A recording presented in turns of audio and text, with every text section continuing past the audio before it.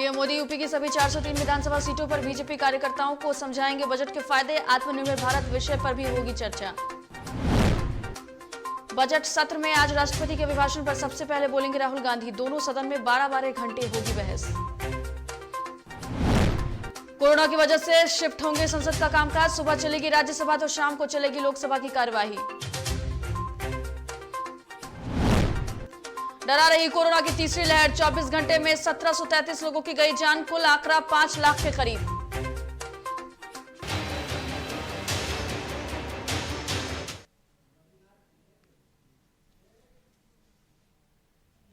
नमस्कार, जीटीवी भारत में आपका स्वागत है। मैं हूं पूजा वर्मा। शुरुआत करते हैं बुलेटिन की।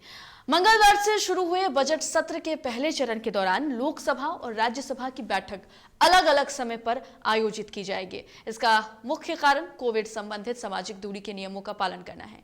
जानकारी के मुताबिक आज से दोनों सदनों की कार्रवाई अलग अलग समय पर 5-5 घंटे के लिए आयोजित होने वाली है। राज्यसभा की कार्रवाई सुबह 10 बजे से शुरू होकर दोपहर 3 बजे तक चलेगी, तो वहीं लोकसभा की कार्रवाई 4 बजे से रात 9 बजे तक चलेगी। बता दें, बजट सत्र का पहला चरण 11 फरवरी तक चलना है। पहले चरण के बाद 12 फरवरी से 13 मार्च तक 1 माह के अवकाश रहेंगे। वहीं 14 मार्च से शुरू होने वाले दूसरे चरण 8 अप्रैल तक चलने वाला है। बजट के इस सत्र में मंत्रालयों के अनुदान मांगों पर चर्चा होगी, तो वहीं संबंधित विभागों के मंत्री उत्तर देने का काम करेंगे। माना जा रहा है कि बजट पर चर्चा के बाद वित्त मंत्री निर्मला सीतारमण के जवाब के साथ सभी विभागों की अनुदान मांगों और वित्त विधेयक को पारित किया जाएगा। बता दें आपको कि राष्ट्रपति के अभिभाषण पर धन्यवाद प्रस्ताव पर चर्चा आज यानी 2 फरवरी को शुरू होगी।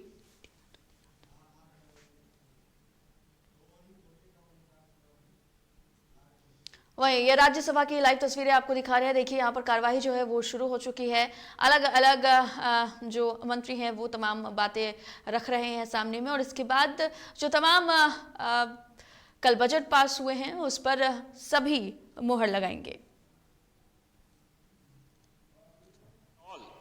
As to what is the capital of Andhra Pradesh as of today and who has the authority to decide on the capital issue. Thank you. महोदय, राजधानी के संबंध में निर्णय लेने का अधिकार राज्य को ही है।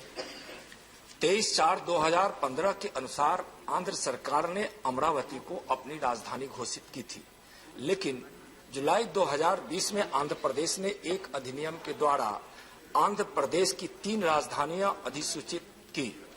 अमरावती विधायी राजधानी, विशाखापट्टनम कार्यकारी राजधानी और कुर्नूल न्यायिक राजधानी।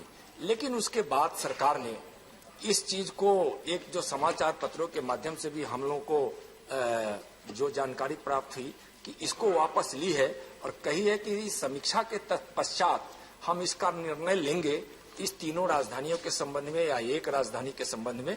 लेकिन अभी अमरावती ही आंध्र प्रदेश की राजधानी राज्य सरकार ने अधिसूचित की। धन्यवाद। माननीय V Vijay Sai Reddy.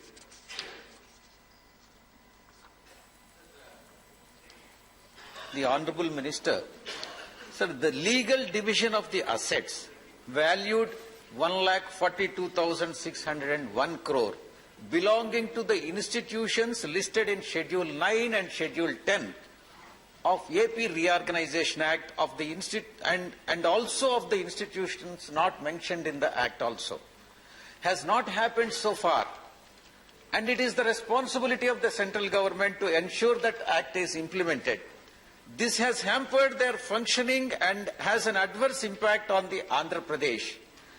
Is the ministry taking any steps to expedite the division of such assets? And my colleague, Honorable Manya Ramesh ji, was the author of this AP Reorganization Act. Thank you. At that point of time. Thank you. Thank you. महोदय, 9वीं अनुसूची में के अंतर्गत संस्थान है और इसके निपटारा के लिए एक शिलाभिरेख कमेटी भी बनाई गई थी। 90 संस्थानों के संबंध में शिलाभिरेख कमेटी ने अपनी संस्तुति दी है जो प्राप्त हुआ। तेलंगाना ने 90 में से 68 संस्थानों की सिफारिशों पर कोई आपत्ति नहीं की, लेकिन आंध्र प्रदेश इन 68 में से 33 संस्थानों पर सहमत है। आंध्र प्रदेश समग्र हल के पक्ष में है, जबकि तेलंगाना केस बाई केस सिफारिश को स्वीकार करने के पक्ष में है। यहाँ कुछ विवाद आते हैं। 10वीं अनुसूची में प्रशिक्षण केंद्र भी हैं, तो इसके तहत 112 प्रशिक्षण संस्थान केंद्र वर्णित है। धारा 75 के अनुसार इसके विभाजन का कोई प्रावधान नहीं है और आंध्र प्रदेश इन्हें जनसंख्या के अनुपात में विभाजित करना चाहता है तथा तेलंगाना स्थान के आधार पर। अटॉर्नी जनरल के अनुसार विभाजन का कोई प्रावधान नहीं है, लेकिन जो भी चाहे 10वीं अनुसूची हो, 9वीं अनुसूची हो, चाहे इसके अलावे भी जो भी संस्थान या इकाइयां हो, उसका समाधान के लिए गृह मंत्रालय बार बार यहाँ से निर्देश देते हैं कि आपसी सहमति बनाई जाए। आपसी सहमति के आधार पर ही इस पर कुछ निर्णय हो सकता है और हम तो सिर्फ समन्वय का काम करते हैं, हम कोई आदेश जारी नहीं कर सकते।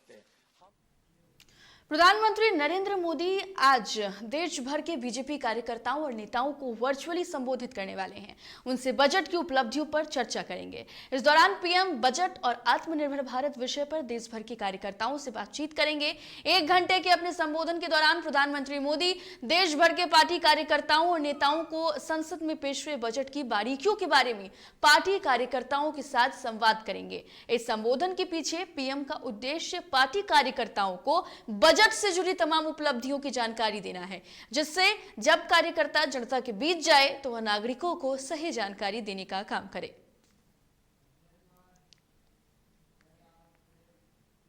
संसद के बजट सत्र की कार्यवाही आज राष्ट्रपति रामनाथ कोविंद के अभिभाषण पर धन्यवाद प्रस्ताव पर चर्चा के साथ शुरू हुई।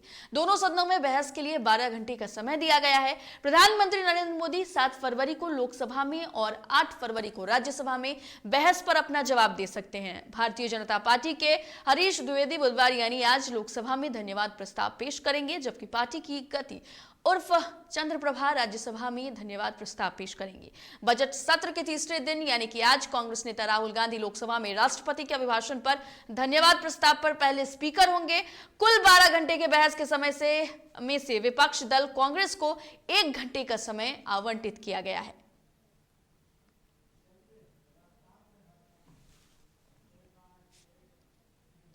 रफ्तार से हरकंप।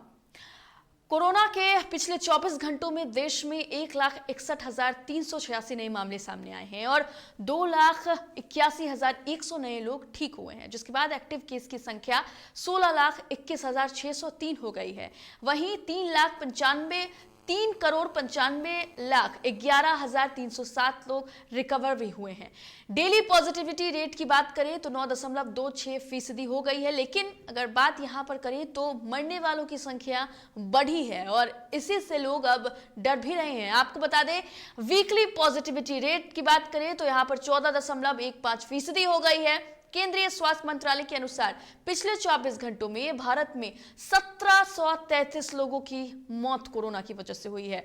अब मरने वालों की संख्या की अगर बात करें तो 4,97,975 हो गई है। पिछले 24 घंटों की बात करें तो इस अवधि में 57,42,659 वीकेंड डोज जो है वो दी गई है और अब तक कुल जो वैक्सीनेशन की डोज है वो लगातार बढ़ती जा रही है। बात अगर करें तो देश में कोरोना के दैनिक मामलों में जबरदस्त गिरावट भले ही आई है, लेकिन कल कोरोना के 1,67,059 नए मामले दर्ज किए गए थे और कोरोना के मामलों में करीब 20% की गिरावट भी दर्ज की गई है। लेकिन कल देश में कोरोना के 2,09,000 मामले सामने आए थे और ऐसे में जो ये आंकड़े मौत के हैं, ऐसे में ये आंकड़े लोगों को जरूर डरा रहे हैं। खबर पर अधिक बातचीत के लिए संवाददाता उत्कर्ष निषेध हमारे साथ फोन लाइन पर जुड़ गए हैं। निषेध, कोरोना के ये आंकड़े भले कम हो रहे हैं, लेकिन जो मौत के आंकड़े हैं वो लगातार बढ़ रहे हैं। इससे लोगों में कहीं ना कहीं डर देखने को मिल रहा है। बिल्कुल, देखिए, कोरोना के आंकड़े बेशक धीरे धीरे कम हो रहे हैं, स्थितियां सामान्य हो रही है, लेकिन जिस तरीके से लगातार लोगों की मौत हो रही है वो वाकई में चिंताजनक है। साथ ही कई ऐसे राज्य हैं अभी जहां पे लगातार संक्रमित मरीजों की संख्या में इजाफा हो रहा है और वाकई में वो चिंताजनक भी है। असम की अगर बात करें तो पिछले 24 घंटे में 1486 मामले सामने आए हैं। तमिलनाडु की बात करें तो पिछले 24 घंटे में 16,096 नए मामले सामने आए हैं। इसके साथ ही केरल की अगर बात करें तो 51,887, सबसे ज्यादा मामले केरल से सामने आए और वाकई ये वाकई में चिंताजनक है, भयानक आंकड़े हैं और लोगों को कहीं ना कहीं सतर्कता बरतने की जरूरत है। इन राज्यों में लगातार सरकार काम कर रही है, लगातार कदम उठा रही है जो लोगों के हित में होना चाहिए, लेकिन लोगों को भी कहीं ना कहीं सावधानी बरतने की जरूरत है, क्योंकि लगातार इस तरीके से मरीजों की संख्या बढ़ रही है। चिंताजनक है। केरल की बात करें या फिर तमिलनाडु की बात करें तो इन राज्यों में लगातार संक्रमित मरीजों की संख्या बढ़ रही है। वहीं अगर मुंबई की बात करें तो इससे पहले लगातार वहां पे मरीजों की संख्या बढ़ रही थी, लेकिन फिलहाल स्थितियां वहां पे कहीं ना कहीं अब धीरे धीरे सामान्य हो रही है। और इसी को देखते हुए प्रशासन ने कई वहां पे छूटें भी दी है, कई पाबंदियां इससे पहले लगाई गई थी, लेकिन अब वहां पे कहीं ना कहीं राहत दी जा रही है। देश की राजधानी दिल्ली की बात करें तो वहां पे भी अब धीरे धीरे मरीजों की संख्या घट रही है, लेकिन जो लोगों की मौतें हो रही है उस पर विचार करने की जरूरत है। संक्रमित मरीजों की संख्या बेशक कम हो रही है, लेकिन मौतों का जो आंकड़ा है वो धीरे धीरे बढ़ रहा है और उसके वाकई में प्रशासन को भी गौर करने की जरूरत है और लोगों को भी समझने की जरूरत है। बिल्कुल निश्चित, बेहद शुक्रिया आपका तमाम जानकारी के लिए। तो लोगों को भी सतर्क रहने की जरूरत है। हालांकि मामले जरूर कम हो रहे हैं, लेकिन मौत के आंकड़े बढ़ रहे हैं, ऐसे में ये चिंता बढ़ा रही है।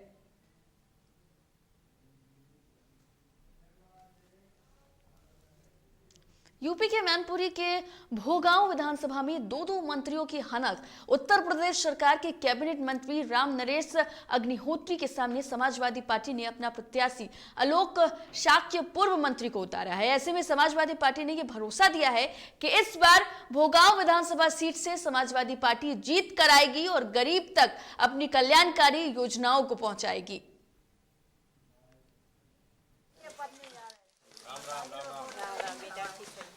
जनता का बहुत अच्छा रिस्पांस मिला है, क्योंकि विगत की ये भारतीय जनता पार्टी की सरकार ने कोई काम नहीं किया। किसी तरीके से चाहे व्यापारी हो, किसान हो, नौजवान हो, माताएं बहनें हो, कोई काम नहीं किया। टीवी पे केवल चिल्लाने के अलावा कोई काम नहीं किया। और समाजवादी पार्टी की पूर्व सरकारें रही, किसान के लिए कर्जा माफ की बात की तो कर्जा माफ किया, नौजवानों को पढ़ाई के लिए।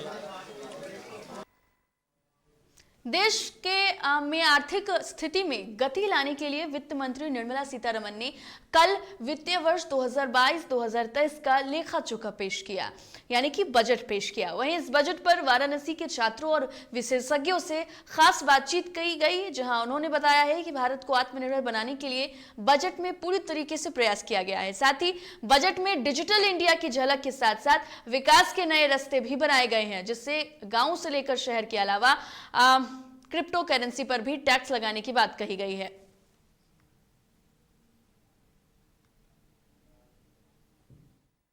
अगले साल उन्होंने कहा कि 6.4% ही रहेगा, घाटा भी कम करने की दिशा में काम कर ही सका, तो ये बहुत अच्छी चीज है।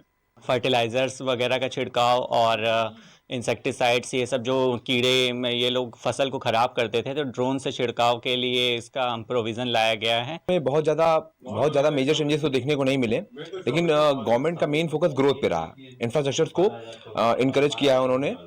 युवाओं के लिए देखा जाए तो बजट में ये बोला जा रहा है कि आप ज़्यादा से ज़्यादा जॉब क्रिएट करने पे फोकस किया जाए, से मैन्युफैक्चरिंग के लिए बोला जा रहा है। उत्तर प्रदेश के बंदा जेल में बंद मऊ विधायक मुख्तार अंसारी को गाजीपुर एडीजे फर्स्ट कोर्ट से एक पुराने गैंगस्टर मामले में जमानत मिली है।